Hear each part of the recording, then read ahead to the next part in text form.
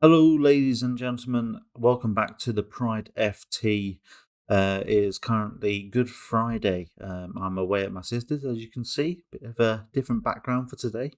We're just going to go over a match preview for tomorrow's game, Saturday's game, which is against Wolves away. So we're just going to go through a little bit of, how our form's doing, what players to watch out for, and what my desired lineup would be. So to kick us off, we're just going to look at what players they've got. So you're talking, Adam Traore, the likes of Jimenez, the likes of Ruben Neves, and Mateus Nunes. But their biggest threats are obviously Traore. He's not been doing too well. His last game against Nottingham Forest, he got 6.5 on Sofa scored. And then Ruben Neves got 7.1. So he was their best player, except for the goalkeeper, which is Jose Sarr. I think that's how you say his name. He's been doing quite well. He got 7.5. Hopefully he doesn't do that well against us. But yeah, they've got Costa. He comes off of the bench. He got 6.4, so he's not too good. Lost, obviously, he's not in his prime. And then we got Jimenez, who actually didn't come off the bench last game, so I'm not too sure if he'll even be played. And then you got there up front. You got like Cunha and Moutinho. That's one. So we'll see how they get on. They got Craig Dawson in defence as well, and Semedo. So it's going to pose a little bit of threat. I mean, nothing that Mudryk or Uber couldn't deal with, or even Chile, or Reese, who'll be going against Totti Gomez on the left. So and Max Kilman. So I don't think it's too much of a matchup. Obviously, it's Wolves. I think we should be okay, lads. I think we should be okay. But time will tell. All these teams seem to turn up when it's against us or any other big team, and show us up in spectacular fashion. Let's hope that doesn't happen again, and we can get past the defense with ease, putting a few bloody goals. Their form isn't as doing as well as ours.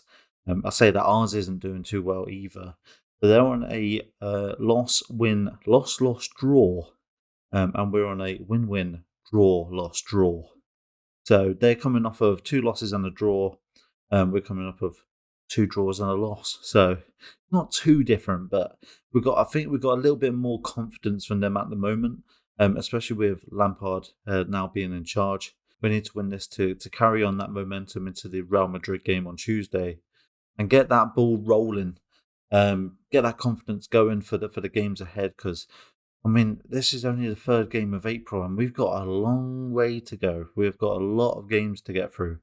So getting that momentum going early is what we need, and the first 2 games certainly haven't done it. So we'll just see what Lampard brings to the table. Obviously, he's bringing new coaching staff. He's going to have a training session, I think it was today or yesterday. So he's had a couple training sessions with the lads, seeing what they're up to. I think he's going to really bring back players that we haven't seen.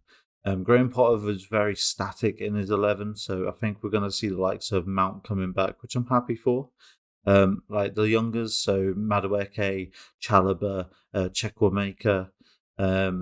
I think Aubameyang as well, maybe, because he was just left out. And it's like he's an out and out Premier League proven striker, and we haven't even got one. So I don't know why he's being left out. I know that he had a little bit of a back injury, but he should be okay now. I think Potter just had a grudge against a lot of people for some strange reason. We currently only have 3 injuries, which is Silva still out, obviously, with the knee, thanks to Harry Kane. We've got Aspi, still concussion, which is a bit suspect because obviously a concussion doesn't last that long. So it's a bit of a weird one with Aspi. I don't know if there's something underlying. Is there something that they're not telling us? I'm not too sure. And then we've got Brozier, who was out for the rest of the season, injured in the Villa friendly game last year when the World Cup was on. So yeah, just moving forward onto my starting 11, I would like to see Kepa, obviously. Kepa up front. What am I saying? Kepa in goal. Our same back three, so I want Fofana, Koulibaly, and Badiashile. Badiashile on the left, Koulibaly in the middle, and Fofana on the right. I think Fofana really, directs that back line very well for how young he is. I think without him, they look pretty lost. And then for the middle, we just want Reece and Chilwell, as usual, our absolute golden wingers. Need them on the left and right, respectively. So we need Reece and Chilwell out there. And then in the middle, I want to change it up a little bit. I want Mount. I really want Mount. I want to see what he's bringing to the table. I mean, he hasn't played for a while. He's been left out by Potter for quite a while. So I want to see what he brings and have him next to Enzo.